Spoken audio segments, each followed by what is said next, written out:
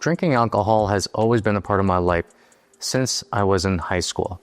It started off in my friend's basement where I was drinking Kahlua and milk, and it followed me into my 20s and 30s where I would be binge drinking every single weekend to party with friends, and it would catch up to me in my 40s. I would always have a drink next to me. I would always have a drink at the end of the day to relieve some stress. And one of the things that we're understanding about alcohol is that there is no healthy amount of alcohol out there. No matter what anyone says, alcohol is a net negative for both our physical health and also our mental health. So in this video, I want to share with you the talk that I had with the world's leading expert on quitting alcohol. His name is James Swanwick, and he did a study with the University of Washington where he was able to use his method to help people reduce their alcohol intake by 98%. So in this video, we're going to get into how James became a quitting alcohol expert. We're going to go through his protocol, which leads to a 98% reduction in drinking alcohol. And we're also going to forecast into the future to see, okay, what is alcohol going to look like in the next 5 years? So that being said, here is the interview I did with James Swanick. Hope you enjoy it. James Swanick, Dango. we have known each other for, I don't even know, for probably, we just talked about this since like 2012. Yes. Yes. And the way we met was pretty interesting as well. Yes. We were both very different people at that time. We were. Oh my gosh. I remember I came out with the, so we were at a mastermind, you know this already, and then I came out with a question. And the question was, I was in my kind of bachelor phase, and I was just like, I was in my bachelor phase and also in my like heavy drinking phase as well. And then I was just like, hey, what's the point of marriage, guys? And then you heard groans from like all the married men all around, and they're just like, oh, it's going to change your life and all this kind of stuff. And then that was kind of like our first foray into knowing each other. And to be honest, like before we knew each other, I knew who you were, working for ESPN, amazing, just background in history. And now what you're doing is you're helping people get off of alcohol. How did you fall into that? I was a socially acceptable drinker growing up in Australia for many years, in that I would have a drink or two most nights of the week. And on the weekends, I'd go much harder and drink excessively. And I did that for almost 20 years. I started drinking around 16. I stopped when I was 35. So 2 decades of socially acceptable drinking. And it caught up with me. I got to age 35 and I was probably 25 to 30 pounds overweight. I was tired. I was irritable. I was envious of other people. My relationships were kind of like a 6 out of 10. To be clear, I wasn't an alcoholic. I wasn't rock bottom. I wasn't waking up in a ditch. But I felt like my life was just blah, just mediocre. And I was actually in Austin, Texas, 2010. I had 2 Bombay Sapphire gin and tonics at an industry party on a Friday night. I went back to my hotel, went to sleep. And when I woke up in the morning, I looked in the mirror and I realized that I was just blah. I was just the most mediocre person. I was drifting. I was unhappy. And I went next door to an IHOP, an International House of Pancakes. And I'm sitting there looking out the window. And then it dawned on me, what the hell am I doing in an IHOP? And in that moment, I committed to just trying to go 30 days without alcohol because I wanted to sleep better. I wanted to just see what it would feel like. And in 30 days, I dropped 13 pounds of fat. I started sleeping better. I attracted a beautiful, conscious, romantic relationship. I auditioned for ESPN, and to my utter bewilderment, they gave me the job, and I ended up being a sports center anchor. And I got to 30 days and I thought, well, this is pretty good. I might just keep going. And so I just kept going and going and going. And in a year, my life just profoundly changed in so many positive ways: health, wealth, love, and happiness. I was back in Austin at the following year's South by Southwest Festival. I went to this bar called the Luster Pearl Bar, and I ordered what I thought was going to be a celebratory beer. It was a Budweiser. And I put it to my mouth. And just as I went to sip it, it dawned on me. In this last year, I've got my dream career. I've lost 35 pounds. I feel good. I run a half marathon. I have the body that I think nature intended me to have. My sleep is about an 8 out of 10. I have this great relationship. My skin looks good. I'm calm. I'm peaceful. I'm not nearly as stressed or as irritable as I was when I was drinking. And I thought, I'm just going to put the beer back. So I handed the beer back to the barman and said, I'm good. I tipped him, walked out, and I haven't so much as picked up a drink since. And that was 2011. And since then, I've created this organization called Alcohol Free Lifestyle. And now I am committed to helping people either reduce or completely quit alcohol because I see the profound positive impact it makes in people's lives. Yeah. I did the same thing. My story is a lot different. And you know this story a little bit where it's like, I actually did it for 7 days because previous to that, I was maybe drinking every other day because I thought like having a nightcap was one of the things that you just do just to like ease the stress a little bit. And I think a lot of people kind of like fall into that trap as well. And then I did it for 7 days and I was like, okay, well, I don't know. I don't really see any changes. So I was like, okay, let's try it for 30. And then after 30 days, I was like, I feel slightly better. Why don't we try this for 6 weeks? And then 6 weeks turned into 4 months, turned into 6 months. And then at the 6 month mark, I was actually experiencing profound changes in results. So like my revenue was shooting up in terms of my business. The relationship I had with my wife, it was like so much better as a result of me not drinking and me actually not having that stress as a result of drinking. And then I was like, okay, well, screw this. Like, I'm going to try this for like a full year. Actually did a video that was like one of my most watched videos on YouTube. And then I was just like, holy crap, this is amazing. And then I fucked up. And I was like, okay, you said, okay, I'm not going to drink the beer. I was like, okay, well, celebratory old fashioned. Let's do it. And then I actually fell into this trap where we think, or I think that, oh, it's not bad to have a drink once in a while. It's okay to have a drink with friends if it's a special occasion. It's kind of like the slippery slope fallacy a little bit. And then it suddenly dawned on me that it was actually starting to turn into a habit again. And why do people kind of like fall into that trap? I mean, like you probably see this all the time. Well, I would ask the question, why are we associating alcohol with a special occasion? Yeah. Because all alcohol is attractively packaged poison. Attractively packaged poison. That's all it is. It's a bunch of toxins that we put in a very sleek bottle and we dress up and we smile as we consume it and we legitimize it and we think that it's okay. And so when I hear folks say, oh, I'll just have a drink on a special occasion, I ask them, well, why are you bowing down at the altar of alcohol in the first place and associating poison with a special occasion? The answer is a combination of many things, including cultural conditioning. So when we were little children, we had adults in our lives, whether it was a mother, a father, or an adult figure. And they would say to us, oh, no, little Dan, no, little James, you can't drink alcohol. You can drink when you're older. And in that moment, these adult figures implanted the idea that drinking is something we get to do. It's a rite of passage. It's something worthy that we get to aspire towards.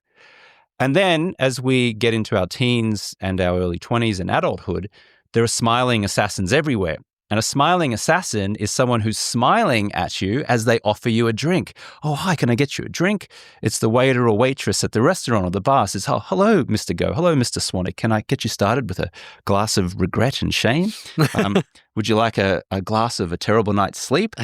And they're smiling as you offer, they're smiling as they offer this poison to you. And also the hosts of a party. They're trying to be very nice. They're trying to be hospitable. And they're like, oh, hi, Dan. Hi, James. Hey, can I get you started with a drink? We've got beer, wine. What can I get you? And they're smiling. And so the association that we create is drinking this attractively packaged poison equals good times, fun, kinship, a bond, socializing, connection. And it's all ridiculous because there is not any amount of alcohol that is good for you. It's been proven repeatedly. And so this cultural conditioning then gets reinforced with advertising. The Super Bowl was on and you see the Coors commercial, the Budweiser commercial. They're very funny. They've got celebrities. They're very well done. It glamorizes this poison. And then it shows up at weddings. Let's raise a toast to the bride and groom. And then we associate champagne with elegance and sophistication. Well, you know who came up with that? A very clever marketer at a champagne company. They were sitting around a boardroom and they said, how are we going to sell this piss? Because this is piss. This is just flavorsome piss. But how are we going to sell it? I said, I know. We'll put good-looking men in a tuxedo. We'll put women in beautiful gowns and we'll associate it with sophistication and celebration. Great idea. And then they put this bunch of toxins into a beautiful bottle. Then they put a cork in it. And they had a whole lot of good-looking people standing around it and consuming it. And they put it in this beautiful champagne glass. And now we associate champagne with sophistication and elegance and celebration. It's all a nonsense. The bottom line is it's just a bottle of toxin. That's all it is. And it's slowly eroding the quality of our lives. And we're all smiling as that happens. It kind of reminds me of the first time I had a beer. I don't know if you remember the first time you ever had your first alcoholic drink. Do you remember that at all? I remember my father let me take a sip of brandy. Yeah. And I went, oh, and I spit it out. Yeah. And it was like the worst tasting thing you've ever had in your entire life. Absolutely. And then, yeah, for me, I was like, I actually drank, I forgot what it was. I think it was like a Carlsberg beer. And then I drank it. I'm like, oh my God, like, what are you guys doing? Why does this taste good to you? And then over the course of time, you actually blunt your taste buds because you just keep on drinking it. You keep on drinking it until the point you're like, like I can taste the wine and oh yeah, there's a little tannin in there, and that one came from California, and like all this kind of, it's almost like we're psyoping ourselves a little bit. And it's kind of weird when you say the whole marketing thing. It's like it's kind of like the whole marketing thing is one big psyop to just get us to buy whatever they're selling, so to speak. Yes. Yeah. And I really challenge these Hollywood celebrities who are selling their attractively packaged poison. Like, I'm a big fan of Dwayne "The Rock" Johnson. He's very fit. He does a lot for charity. He's done a lot of great things in the world, but he has a tequila brand, and I'm not thrilled with that. George Clooney, I know, has done a lot of great things in this world, and he sold his tequila company for $1 billion.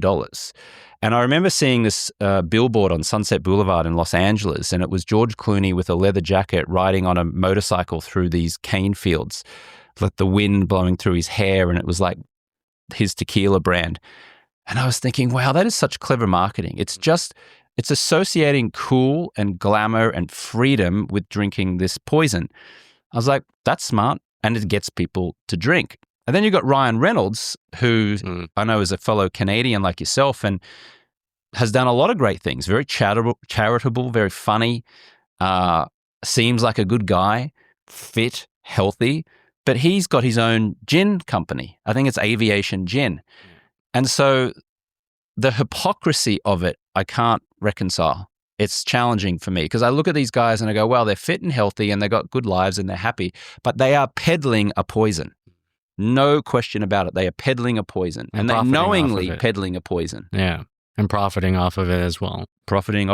And they probably justify it with, well, I'm not responsible for how much people consume of it. But then it comes down to what increasing research has shown, which is even one seemingly innocent drink a day is enough to cause some level of brain degeneration.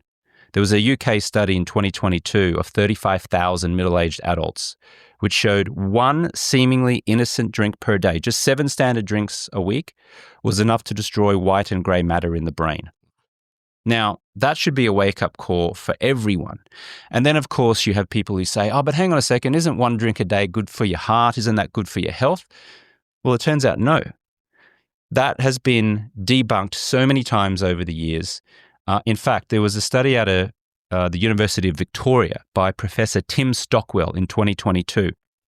And he studied 107 previously studied studies of alcohol involving 5 million participants over 3 decades, all claiming that a glass of wine or some level of alcohol was good for your heart. He described all of those 107 previously published studies as being either skewed or biased. His words, not mine. And when you dig in and you see who's funding a lot of this research, it's often big alcohol or organizations that have ties to big alcohol. People just need to let that go. Honestly, I mean, I invite people to stop clamoring on to this notion that a little bit of alcohol is good for you, a little bit of alcohol is good for the heart. It's been shown repeatedly, it just isn't. So if you were to create a 30-second advertisement for the true effects of alcohol, what exactly would that advertisement or that commercial look like to you? Is one drink a day destroying you? Causes brain degeneration, unwanted body fat, poor sleep, irritability, stress, anxiety, acid reflux, high blood pressure, marital strain, not being present with your children, overall feeling of mediocrity. Was that 30 seconds? That doesn't sound enticing to me whatsoever. No.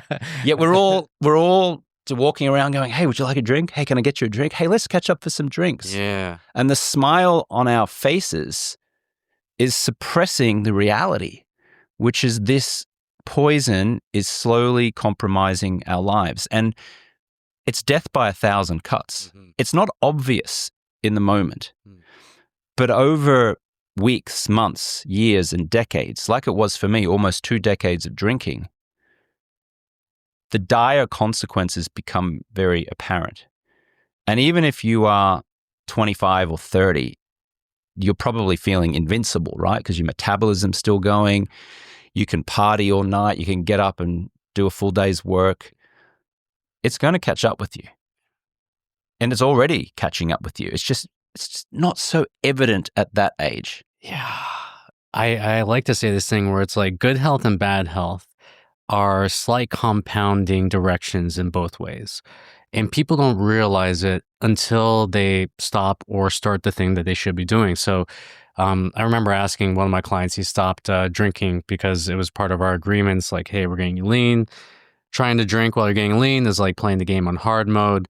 And then we did that for 12 weeks. And then he realized during that time, he didn't even realize actually, I was like, hey, how's everything with your business? He's like, oh, dude, we just got like record income months. We just had like record revenue months. And I'm just like, oh, cool. Like, how's everything with your wife? Everything's great. We're at, all that kind of stuff. And I was just like, do you not realize the way that you feel is actually connected to the results that you're having in life? And he's like, I never really thought about it like that. And it also goes the other way, where people don't realize how much they're degrading in terms of their health, in terms of their energy, in terms of their decision-making and emotional control. And then they just think that it's the new normal. They just think it's the normal for them. When they get rid of alcohol, or at least when I got rid of alcohol, you don't realize it maybe within the first 30 days, but within the first 90 days, you're kind of just like, if you are actually aware of what's happening, you're journaling, you're actually kind of being self-aware and shining a light on yourself, you are actually going to see that it is such a massive benefit from not carrying around this like 50-pound weight vest of thinking that you have to drink all the freaking time.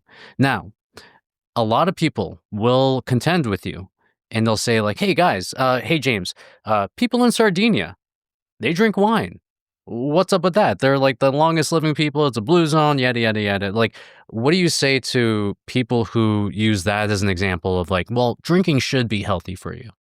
Well, they're still clamoring on to the idea that alcohol is desirable.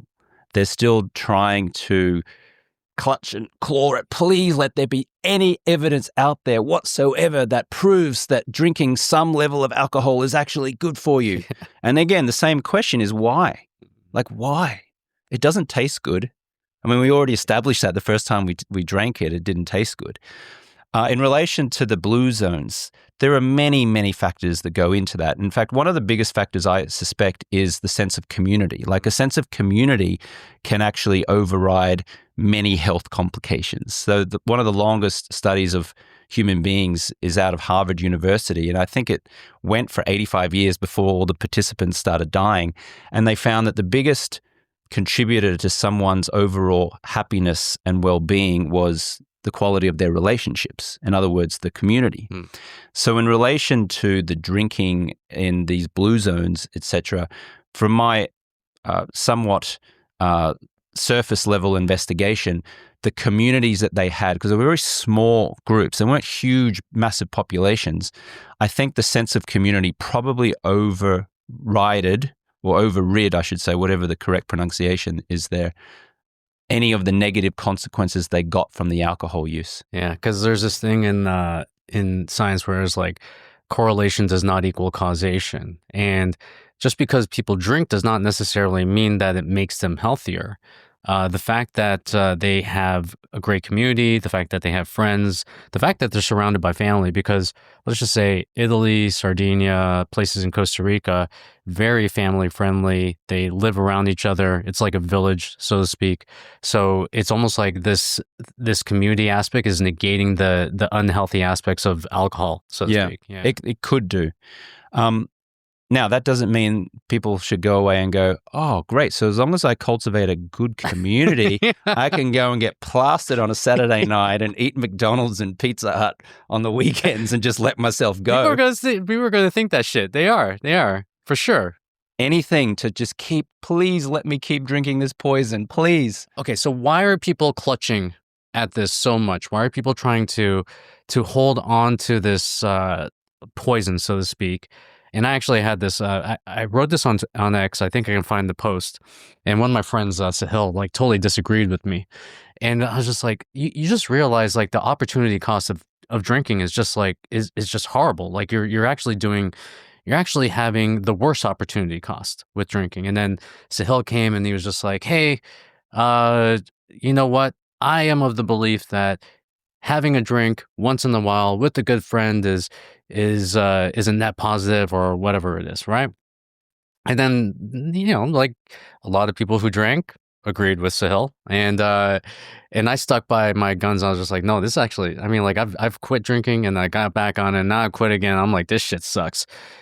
Why do people clutch at the idea of just like, I need to like keep this in my life? If we go back to when we were living in tribes of 160 or so, Dunbar's tribe you may have heard of, where it showed that humans used to roam the earth in tribes of about 160. Now, back then, if you were ostracized from the tribe, you did something wrong and they kicked you out of the tribe, it meant almost certain death. You'd get eaten by a rival tribe, the bear or the wolf would kill you, you'd die of isolation. That's still inherently and unconsciously inside all of us. So where that shows up in the modern world is when most of society, when most of our family, friends, and colleagues are all drinking and there are smiling assassins everywhere, and we're watching the Super Bowl and we're looking at these funny commercials and we're going into a hotel restaurant and we're seeing the shrine of alcohol there at the bar and everyone's consuming this. To then choose not to consume that on an unconscious level feels like you're going against the tribe. And going against the tribe means death, because that's the way it was for tens of thousands of years. And so most people, I submit, have this internal resistance around stopping for fear that they will be kicked out of the tribe. And in this case, the tribe is their friends, family, society in general. But it's the modern world. We're not going to get eaten by a rival tribe or a bear or a wolf.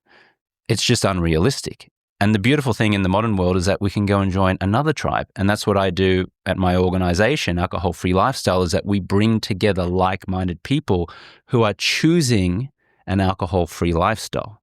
They're not being sober and needing to stop and white-knuckling it and surrendering to a higher power and following a 12-step program, although I know that those can work. We don't do any of that. We're inviting people to choose a style of life with clarity, focus, energy, conscious communication, personal development, great relationships, a like-minded group of people who are healthy, not just physically healthy, but mentally healthy as well. You and I are in a mastermind together with a great group of men all over North America and beyond. And you and I have been in that group now for 12, 13 years. I know that that group of men has influenced my behavior. That's why I look the way I look and I feel the way I feel and I behave the way I behave, because my tribe has influenced that behavior. And most of the people in that group who I spend the most time with either don't drink at all or they drink very seldomly. And they put a high emphasis on physical health, on great sleep, on conscious communication, high morals, great values. That's my tribe. And there's plenty of those tribes out there. Yeah. Water seeks its own level, as they say.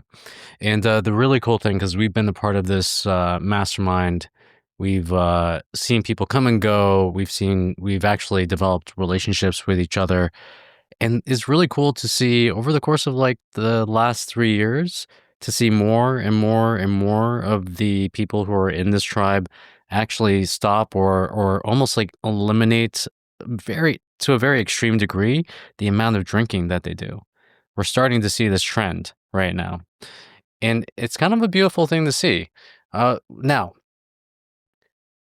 it's something that kind of blew my mind, which is this 98% reduction in drinking alcohol. So your program is, I would say it's guaranteed. It's actually proven by which university was University of Washington. University of Washington to have a 98% reduction in drinking alcohol. So number one, what the fuck are you doing? Like, that's number one. Number two, tell me like how that all went about with the University of Washington, how you guys did that. And then can you like lead us through the protocol that you actually take your own clients through? Yeah. So in the first quarter of 2023, the University of Washington conducted a scientific study on our 90-day stop drinking process, which we refer to as Project 90. And that helps mostly high achievers, executives, CEOs, business owners, men and women, to eliminate alcohol for 90 days in a bid to dehypnotize themselves around alcohol. We had a lot of success. I've been doing this since 2015, so 10 years I've been helping people with this process. The University of Washington caught wind of it. They saw a newspaper article. They reached out to me personally and wanted to study the effects of not drinking on business performance. Took about 6 months, maybe 7 or 8 months to get ready. And then we had to get 163 participants together and go through this 90-day stop drinking process, all with rigorous oversight from universities and efficacy boards and all of these kind of things. But long and the short of it is they did this scientific study and they studied the effects of this stop drinking process. The results came out later on that year, so I had to wait 7 or 8 months for the results to come through, and the results were a 98% reduction in drinking amongst the study participants. There's a professor, David Bellin at Cambridge University, and he's one of the world's leading experts on addiction. He found out about it, and he said to me on a personal phone call, he said, those results are groundbreaking.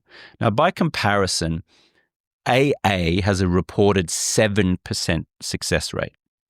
At best, less than 10%. Now, it's not a straight apples for apples, because when we're judging success in AA, it's over the course of a year, whereas ours was just over 90 days. But nevertheless, if AA has a 7% long-term success rate, ours has a 98% 90-day success rate, and anecdotally, I can share that almost all of the ones that we've stayed in contact with are still alcohol-free. That is a profound difference. You were going to ask a question. Well, I was going to ask the question about AA, because AA is what we consider the most popular, or some would say like the gold standard for eliminating alcohol from your lives. So what makes your program different from AA? Or actually, I would actually rephrase it like this. What makes your protocol different from AA? First, let me say this. I would never refer to AA as being the gold standard of helping people stop drinking. And I want to be clear here. I'm not criticizing AA. I'm simply reporting what is statistically been proven over many years, and that is the actual success rate is less than 10%. I would submit that the reason why it's less than 10% is because we're lamenting the past. We're looking down, navel-gazing, talking about our shame and our regret. We have to surrender to a higher power. Surrender to a higher power? No. Powerless over this disease? No. What we do is we empower people. We are not powerless. We're powerful. So the difference between AA and what we do is that ours is a very uplifting, empowering, neuroscience-based process where we're demonstrating to our members how dopamine is lit up in the brain when we drink alcohol, what happens to our dopamine receptors when we don't drink alcohol. We're talking about the science of addiction. We're helping folks understand that. And then through personal development, through great sleep habits, through great nutrition choices, through exercise, through journaling, through living a life of appreciation instead of expectation, through fun community, through describing the process of going alcohol-free as fun. What a concept, because most of society think that stopping drinking is going to be tough and hard and I've got to white knuckle it. But instead we say, hey, this is going to be a fun journey. And we invite them to be open-minded to that. Through all of those things combined, and also the study of all of the recent or the most up-to-date neuroscience findings that are coming out of the top universities, and us then parlaying that onto our members, that's how we get to a 98% success rate. I'm not egotistic enough to think that we've discovered some magical formula that's groundbreaking and so unique. Part of it, I would submit, is also being in a like-minded community of other people, not a community, because you can go to AA and find a community, but can you really relate to a 19-year-old meth addict who's holding up a gas station, who's chain smoking, when you're a 40-year-old executive entrepreneur? Of course, you want the best for the 19-year-old, but you can't relate to that person. And so because there's no relatability, there's no accountability, and there's no motivation, there's no desire to have a breakthrough. And so what we do in our process is we put together a group of like-minded people who are mostly late 30s, 40s, 50s, and 60s.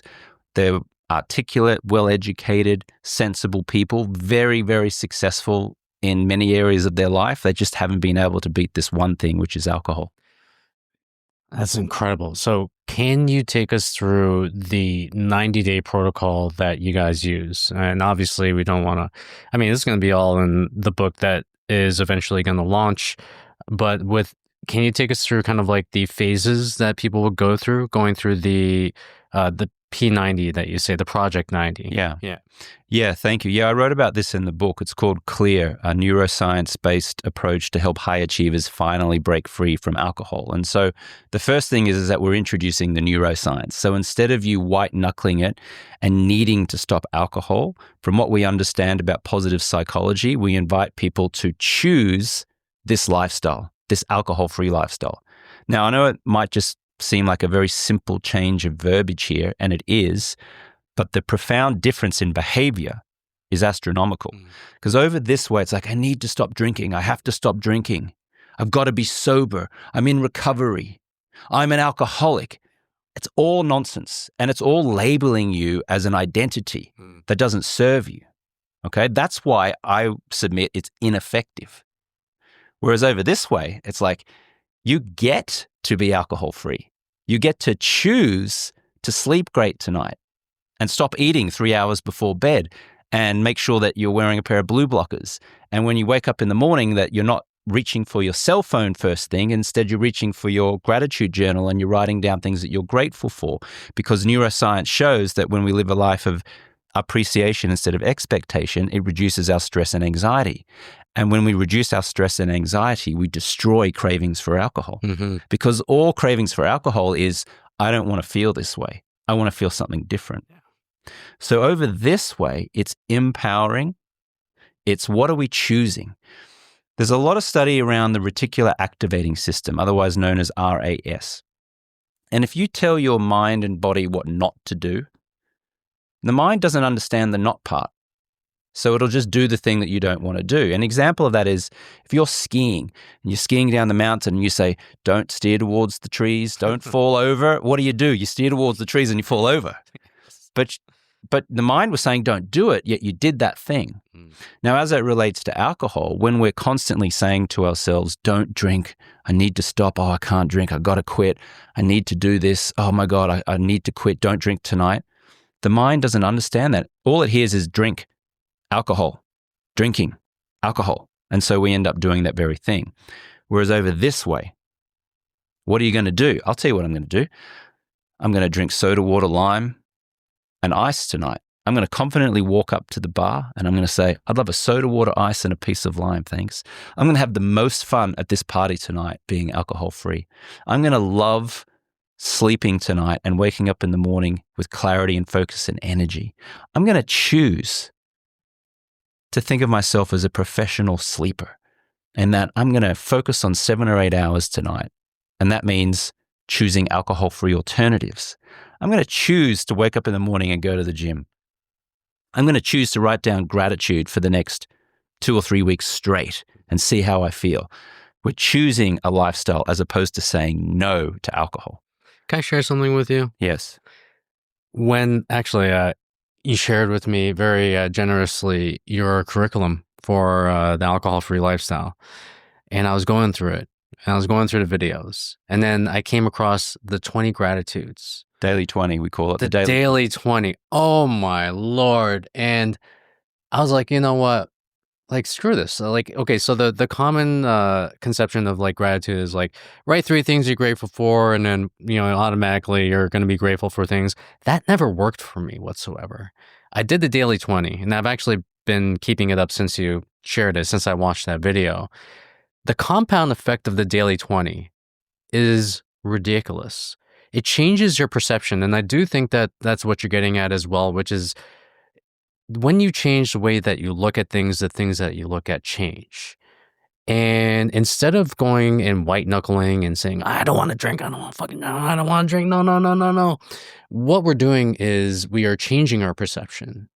And then one tool that we use to change our perception is the gratitude. 20 gratitudes every single day, maybe even like 10 more at night so you can sleep a little bit better. And I actually did the research behind this. It's ridiculous. Yes. Holy crap. Like a 37% reduction in cravings. Yes. Just by having a gratitude practice. Yes. Holy crap. The compound effect I had from doing that practice has been immense. And it's not this whole like, okay, your life is going to change and automatically like things are going to go from like black to white. It's not like that.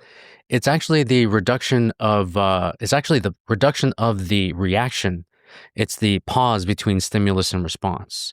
It's the idea of like, before I'd be like, oh man, fuck this. Like this sucks, to being like, hey, you know what? I'm alive. Holy crap. Like, I'm pretty grateful for this. The daily 20 has been life-changing, and I would actually say I wish everybody would do it.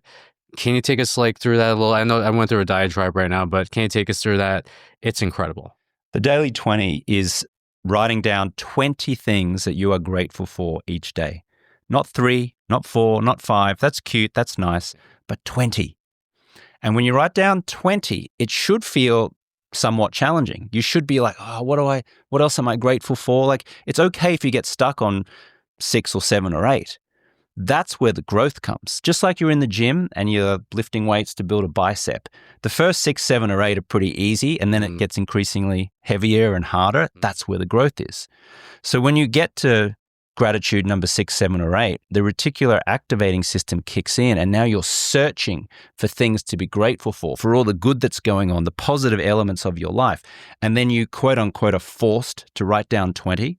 For the remainder of the day, what you will most likely experience is that you will start to see opportunities. You will start to see more things to be grateful for until such time that you walk through life and you just feel good.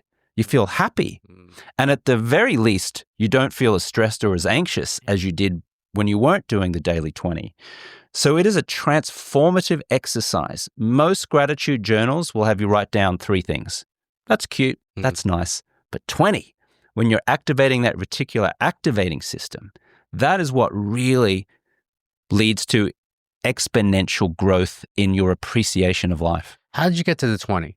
Because that's what I want to know. Because we have a friend runs a 5-minute journal, all this kind of stuff, and again, I did it, and I'm just like, I just don't feel any different.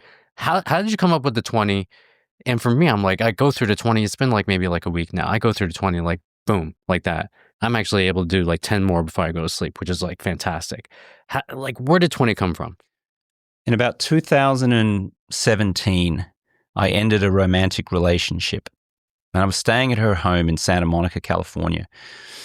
And I packed up my stuff and I walked out, and I knew the relationship was over. And I went and checked into a hotel in Santa Monica, and I crawled into the fetal position on the hotel room bed and I cried because I just felt lost. I was like, my God, this relationship has ended. I don't know where to go. I don't know what to do. And for about 3 days, I was just walking around depressed. I phoned a friend of mine named Osher Ginsberg, who's a former Australian Idol TV host. Australian Idol is like the equivalent of, American Idol or Pop Idol in the UK. And I said, I know that you've experienced some depression and sadness over the years. Can I jump on a phone call? And he said, sure. I got on a call and we had maybe a 10-minute conversation. That's all it was. And he said, you know what, James, I hung out with some Navy SEALs recently. And one of them said, you know what, try to get to like 20 things that you're grateful for each day and see whether that reduces your sadness and depression. So he said, on occasion, I just do 20. So just say it out loud or write it down, whatever you want, do that. And I went, because I was crying, I was like, okay, I'll give it a try. So he was the one that put the idea in my head. And so I did. I literally got out a pen and paper in the hotel and I wrote down 20 things I was grateful for. And it was challenging because during those 72 hours, all I saw was negativity. I'm hopeless. I'm incapable of having a romantic relationship. My business is no good. I'm mediocre. What am I doing in a Santa Monica, California hotel? I should be back home in Australia where I came from. Where am I going? What am I doing? So it was really, really challenging. But I did it. And I did it for 3 or 4 days in a row. And it wasn't like it had this huge, profound impact where suddenly I was skipping down the street going, I'm healed. But it was certainly impactful enough to get me out of that despair and back into motion and getting me going again. And thankfully, I've just kept that practice ever since. I then named it the Daily 20. And then after a few years, I started introducing the concept to my members and to friends and clients and said, hey, here's what I do. They started doing it. And now I make it a requirement of the stop drinking process that you must do your Daily 20 each of the 90 days that you're in our stop drinking process. And I'm sure that that has a significant factor or is a significant factor towards helping people stop drinking. It's game changing. I'm actually making a mandatory part of our coaching practice as well. And again, I went into the weeds with this. And it's ridiculous how much gratitude has an impact on your food cravings, on your alcohol cravings, especially. And the thing that gets to me is the fact that it's actually the absence or the reduction of stress and anxiety. It's like we're all like kind of like in this ball of like stress and anxiety, especially if we're like running like high achieving lives, trying to push the needle, trying to like, make things happen. But then there does come a lot of like anxiety with the results that you may or may not be getting. And there comes like stress as a result of the things that you want to move forward with that aren't moving as fast, at least in my perspective. And then this was like, it's kind of like those same thoughts. It's not like they were eliminated. It was more like the reduction of the feeling that was behind them was completely reduced and is incredibly game changing. It is incredible. That's amazing. I would submit that our natural state is actually to be quite joyful and happy. We just have things in the way of that joy and happiness. And doing the Daily 20, when it removes those things, our natural being comes through. Our natural being of content and joy and happiness and being open. So it's not even the addition of joy and happiness. It's the removal of the stress and anxiety, which reveals the joy and happiness. Nice. So you've worked with thousands of people. You've got to see both sides, which are the successes and also the very minute failures as well. Can you tell us the traits of someone that truly adopts the alcohol-free lifestyle? What are the traits that they carry, the behaviors that they incorporate as a result of living this lifestyle? And then what are the behaviors and the traits of someone who actually fails at something like this? Being open-minded is the most important trait. Can someone be coachable?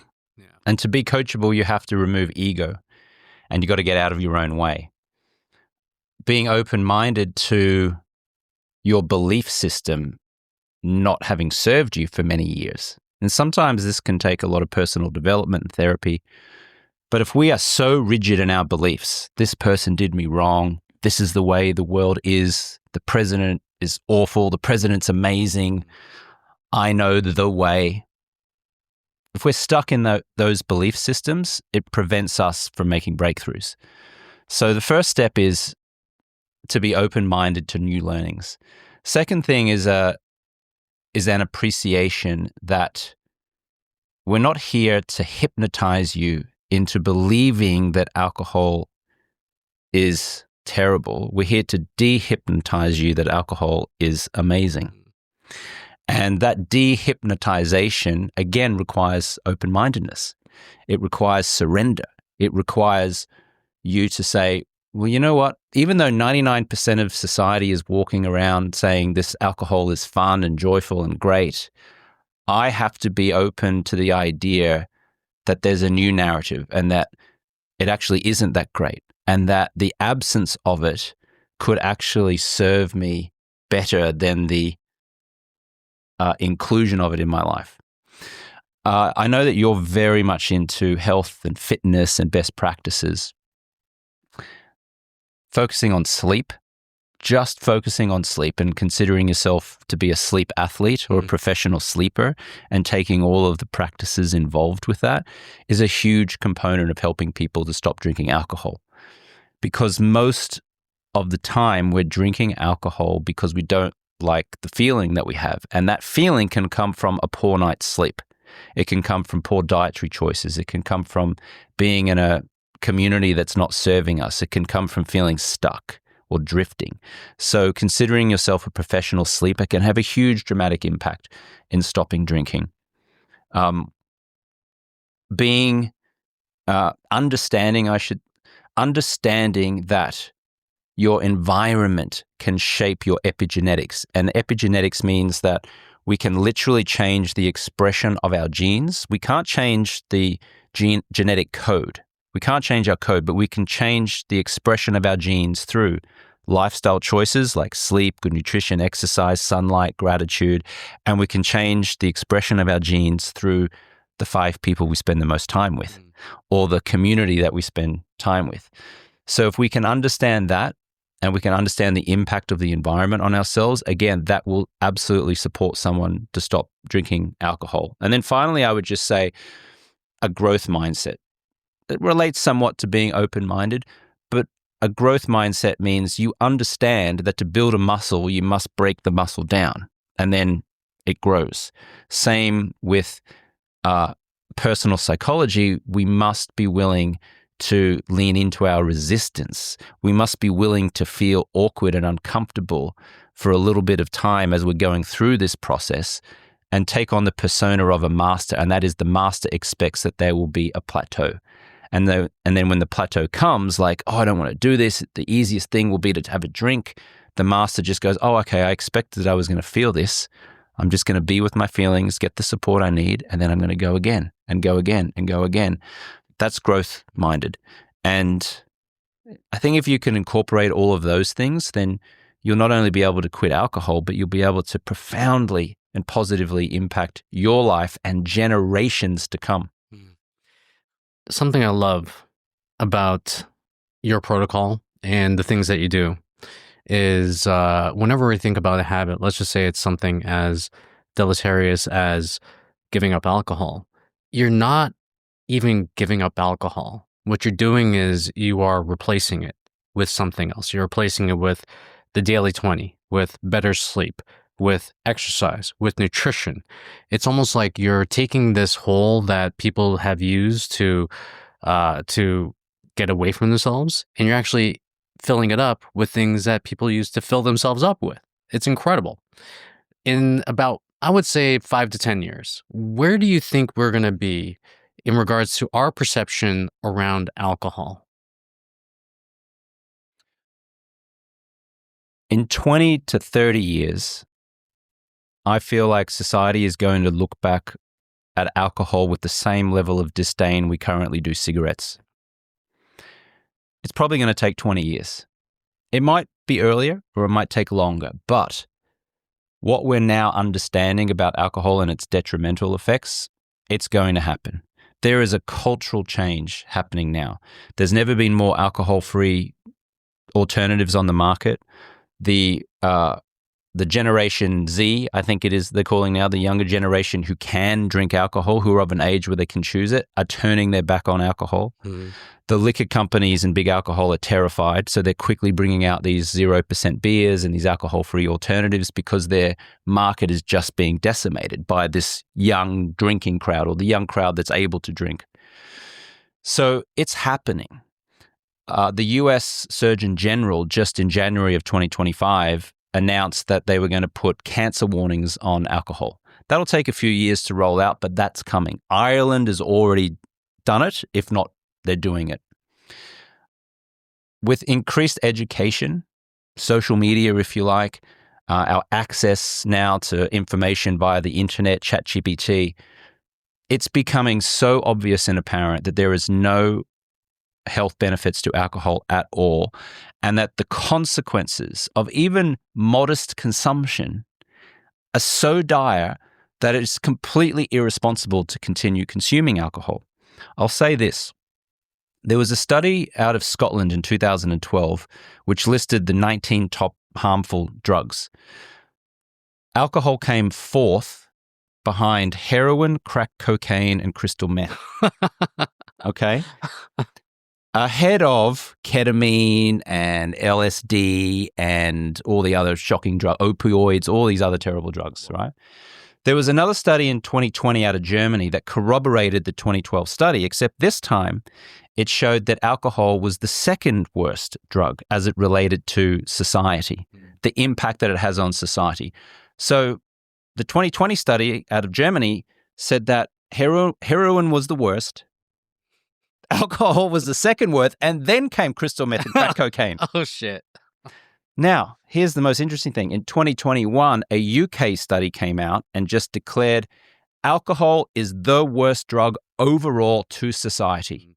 Worse than the damage to society from heroin, crystal meth, and crack cocaine. So just put that into perspective. And yet, alcohol is legal on every street corner. It's advertised in the Super Bowl. We drink it in our home. We drink it at the bar. We drink it to connect. We drink it for romance. We drink it to celebrate. We drink it to commiserate. And yet, according to studies, it's the most dangerous drug there is to society. That's something we should all really ponder. So in my view, while the cultural change is happening, it'll probably be 20 years before we look at this and go, what are we doing? We're going to look back in 20 years and go, what were we thinking? It does remind me of how we look at cigarettes right now. I remember I was just walking in Hawaii the other day and I just saw someone smoking a cigarette. And I'm just like, bro, like, don't you know? Like, and then, but the thing is, like, we don't have that conception when it comes to alcohol whatsoever. Someone has a beer, it's like, oh, that guy's having a good time. Look at him, you know? Like, it's one of those things where we still have this perception that it's this embedded part of our society. And I do look forward to the point where we look at it with a little bit more of a discerning eye. And it seems like we're starting to do that right now. Now, you're coming out with a book. When's the book coming out and what can people expect when they read it? Yeah, the book is coming out April 8th. It's called Clear, a neuroscience-based approach to help high achievers finally break free from alcohol. As the title suggests, it's all about the neuroscience. It helps people to dehypnotize themselves around alcohol, rewire their mindset around alcohol. It's not 12 steps. It's not AA. It's not white knuckling it. It's not having to do rehab. It's not having to make amends. It's none of that kind of stuff which the traditional stop drinking modalities put forward. If that works for you, those modalities, keep doing it. I'm thrilled for you. I'm happy for you. But there's a 90% chance that's not going to give you long-term success. The book really delves into the neuroscience of what happens in our brain circuitry when we drink, things like positive practices like gratitude and fitness and health and sleep and positive mindset. It's a very empowering, uplifting way of choosing an alcohol-free lifestyle, not being sober or being in recovery or getting clean, but choosing a lifestyle. And even you, Dan, returning to some level of drinking, I would submit you are living a mostly alcohol-free lifestyle. Well, I'm off of drinking now. Amazing. Oh yeah, I'm not doing it, man. Yeah. I'm so I did it for a bit, and then I was like, and then I just realized I was like, this, like, why am I waking up feeling like shit and choosing this for myself? Yes. So I'm like, no, I'm done. Yes. You know, I brought it back. I was like, okay, I brought it back, kind of fiddled with it. It sucks. It's out. It's Yes. done. Yeah. Yeah.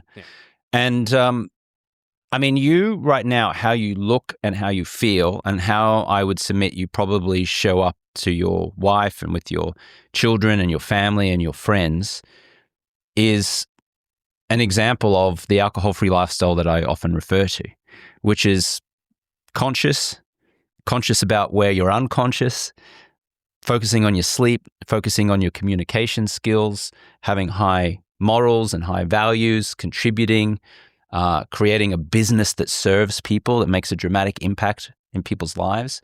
These are all examples of a high achiever living an alcohol-free lifestyle. And so if I can help folks who have a similar mindset, or even if they don't get to that mindset, the physical embodiment of that is this. I mean, I know you're 45, is that right? 45. I'm 49. I'll be 50 this year.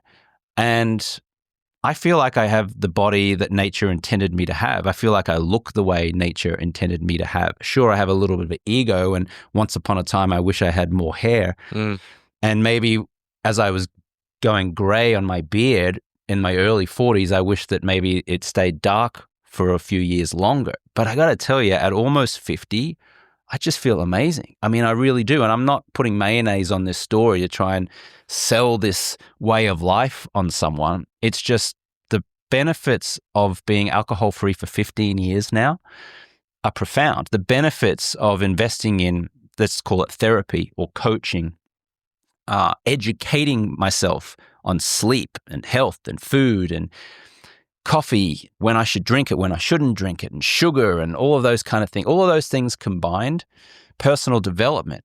Man, I have never felt better in all of my years, and I'm almost 50. And the best thing is that I'm not lamenting the fact that I'm 50, because some of us get to 50 and I go, oh, I can't believe it's 50. I thought I'd be further along in life than this. But I got to tell you, it's getting better. And like compound interest, the longer that you are alcohol-free and the longer you have a growth mindset and the longer that you keep leaning into your resistance and doing the challenging thing in the moment, the greater the positive benefit you get over time. So I think, you know, you're a great embodiment of that. And, you know, God bless you. Keep doing that. And certainly your viewer and listener, commit to something like that. Yeah. And you'll get all the benefits of life. Oh man, I appreciate you. Something that reminds me, and we can actually talk for so much longer than this. It's incredible. Something that reminds me, one last thing about this whole alcohol thing, is that when it's removed, you don't have a crutch anymore. You don't have a crutch. You have nothing to lean on. So what do you have to do? You have to do the work. Mm-hmm. Or else you're going to maybe distract yourself with something else. But no, you're actually forced to fix the things in your life that need to be fixed. There's a chapter in my book which is called The Uncomfortable Reality of Your Newfound Clarity. And so when people go alcohol-free, they think that it will be sunshine and rainbows all of the time. And the reality is that we've had so many members now who've stopped drinking, who've shared with us, oh, wow, now I have time to think and ponder and observe my life. And now I realize I shouldn't be in this marriage. I shouldn't be in this career. I'm not living the way that is true to the way I thought I was going to live. And the truth is that we've all been thinking those things probably for years, but we've been drinking alcohol to numb those feelings and to kick the can down the road and to procrastinate. So one of the discomforts that come up from choosing to go alcohol free is that now you have to face some hard truths. And it doesn't always feel great. I had one client, she was probably 53. She'd been married for 25 years. And she got to about day 42, 43 of our stop drinking program. And she announced on a coaching call, I realized my marriage is over. And what's more, I've realized it was over 10 years ago. But I've just been numbing myself with the alcohol and getting through. And now I know that I've reached that point and I have to make a tough decision. And you know what? She did. By day 90, she'd sat her husband down, had a conversation, and then she got divorced. And then since then, she has reported back to us that she's incredibly happy. She changed careers as well. She started a business, an oil business, like a flavored oil business, for Like scented oil? Scented oil business. I'm sorry. Yeah. And is incredibly happy. But going through that can feel very unsettling. And so I honor and acknowledge and admire all those who are brave enough to choose an alcohol-free lifestyle, because it's not going to be just sunshine and rainbows. It will probably be messy for a while. But just know that if it feels like you're running through rose bushes and you're getting cut up and you got thorns and you're getting bloody, when you come out the other side, oh my goodness, life is just so much better. Yeah. Especially if you're a high achieving individual, we have to face the dragons to get the treasure. And that is one of them that will come up. Absolutely. And James, appreciate your time. I appreciate you and your friendship. And I know this book is going to change a lot of lives. It's going to change a ton of lives. And I can't wait to share it with everyone I know. So is there anything else that you want to say? Where can people find you? And where can people get the book? That's probably the most important thing. Yeah, Clear is sold anywhere online where you buy books, on Amazon or at Barnes & Noble. You can also go to alcoholfreelifestyle.com/clear. Thank you very much, Dan. I appreciate you. I appreciate your friendship as well. It's been fascinating and inspiring for me to see your growth from, almost 13 years ago, when you were a drinking single man, to being let's call you an alcohol-free, conscious, married father man. Yeah. You're, for me, like someone who I aspire to be like. So I appreciate that. I appreciate it, man. We've seen each other evolve over the years, and we're going to continue to see each other evolve. So I'm looking forward to that, my friend. I always liken the fact that having a couple drinks of alcohol, especially during a night, will take away about 3 to 4 days of your full potential. From my experience, it takes about 3 to 4 days to get back to baseline. So when it comes to alcohol, something you have to understand is that there is no healthy amount that goes into your body. It is literally negative calories. And I hope that you can use some of the things that we talked about inside this interview. And if you want to get James's book, you can drop down into the link. It's going to be in the description. And they are releasing this in April of 2025. And you can sign up to get the book down below in the description. Hope you enjoyed this video. Hope you got some value out of it. And I'll see you on the next one.